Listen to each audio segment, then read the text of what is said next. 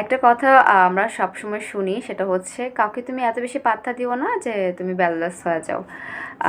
Like হচ্ছে মেসেজে reply দেরিতে দাও, কেউ তোমার কিছু কোনো জানতে চাইলে, কোনো কিছু জানার থাকলে কেউ তোমাকে মেসেজ করলে সেটা দেরিতে করে রিপ্লাই করো, বা কেউ মনে করে যে সাথে সাথে রিপ্লাই করলে তার কাছে সে মূল্যহীন হয়ে যায়। আসলে ব্যাপারগুলো হচ্ছে এরকম না। আমি যদি মনে করি কেউ আমার কাছে কোনো কিছু প্রশ্ন করলে, আমাকে মেসেজ করলো কেউ, আমি যদি সেটা ইচ্ছে করে দেরিতে রিপ্লাই করি, তাহলে এটা আমার ব্যক্তিত্বের ওপর, আমি মনে করি যেটা আমি আমার ইথিক্সের ওপর, আমার বিবেকের ওপর আমার মনে হয় যে না, আমার কাছে ঠিক হচ্ছে না। কিন্তু এটাকে সবাই এখন অনেক ট্রেন্ড মনে করে যে হ্যাঁ, আমি তোমাকে দেরিতে রিপ্লাই করছি, ইচ্ছে করে হোক।